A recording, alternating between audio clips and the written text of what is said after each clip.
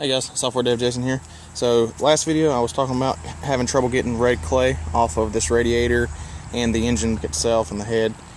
So I went out and got this stuff. I've heard a lot of good things about it. I've used something similar, but not this. It is Eagle One Etching Mag Wheel Cleaner, great for rough cast alloy. It's an acidic type of cleaner, so it is corrosive, so just got to be careful with it and wear gloves. Instructions say to keep it 6 inches from whatever you're spraying. Let it sit for 30 seconds after you spray it, and then rinse off and dry. So let's give it a shot on this radiator and see what happens.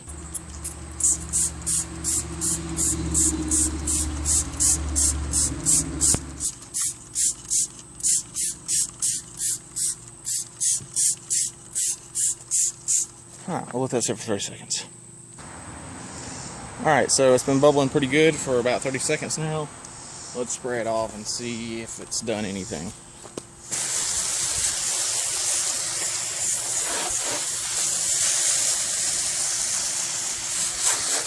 And I can already tell that is very impressive. Wow.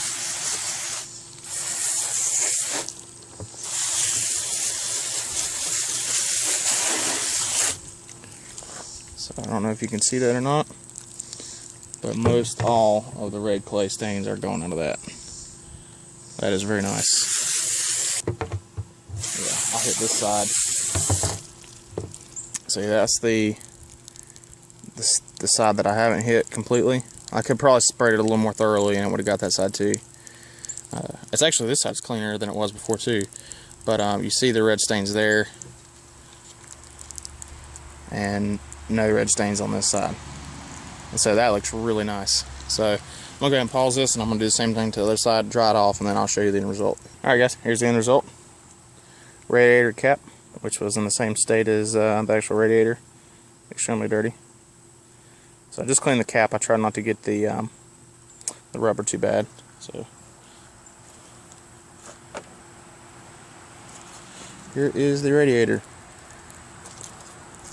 I haven't dried it off yet, but that is very impressive. I mean, that just did an awesome job. And that was, by the way, no scrubbing on my part, which is even better. So not a sign of red clay anywhere on this at all.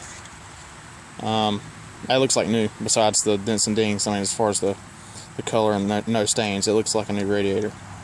So tell you what, that stuff works really well. We'll try it on the engine, and if it works on there, then I can't recommend that stuff enough.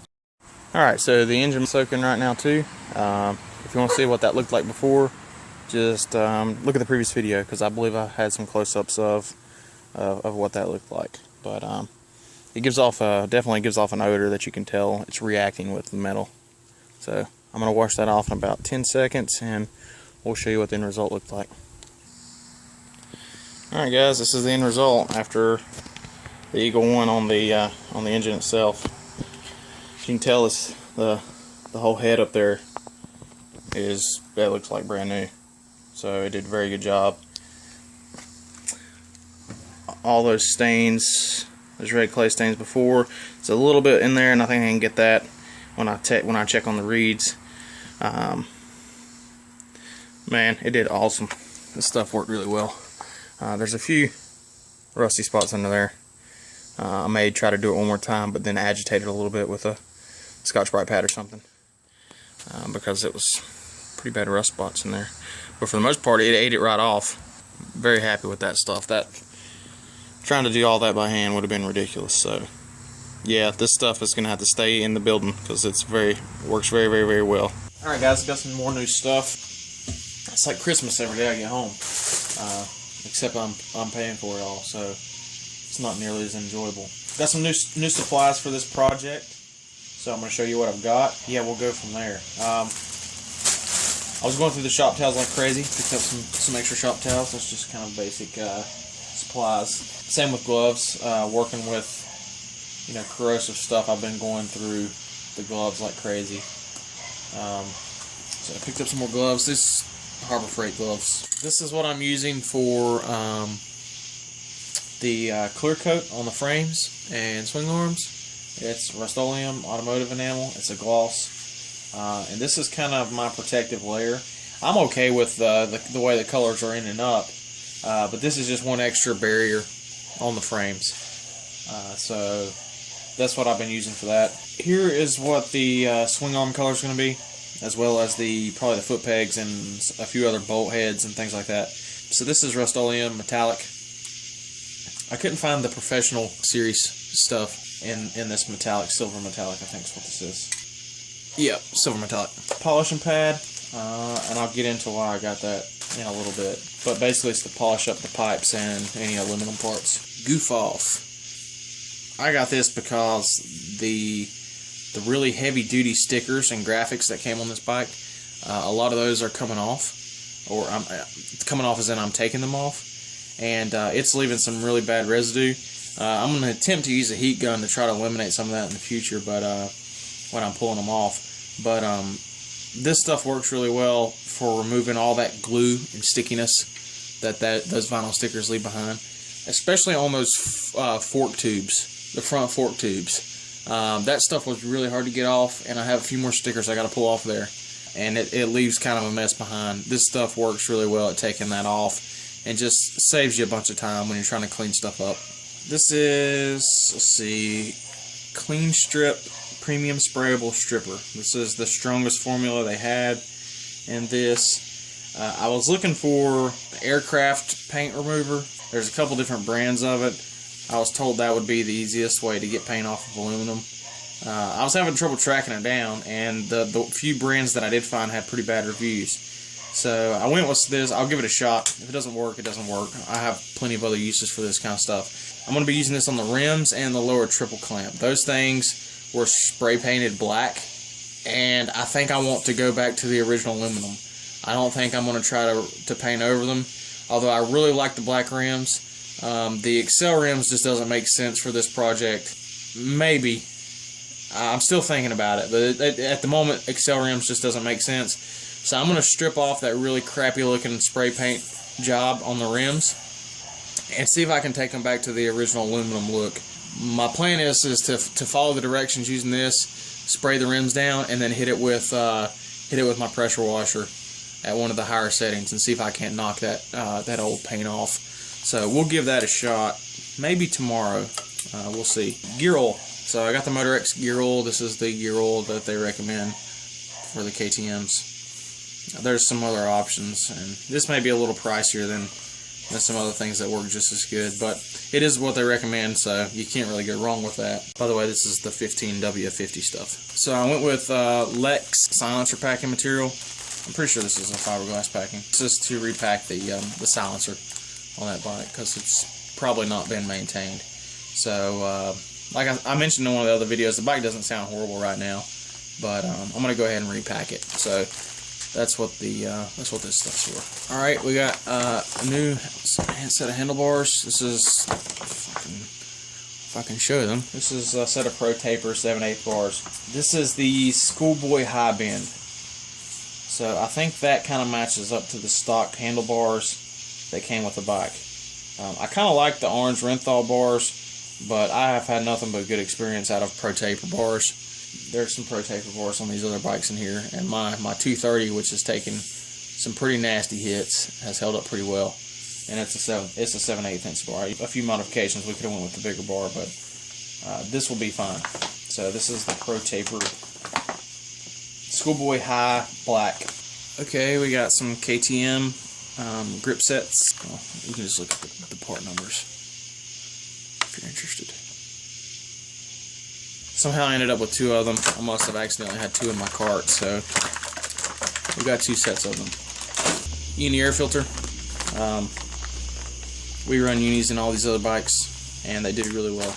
So I had nothing but good results out of uni filters. So that's what's going to go in the bike. And we already have all the oils and stuff for the uni filters and the cleaners. Alright, so here is the steering stem bearing kit. This is a Pivot Works kit.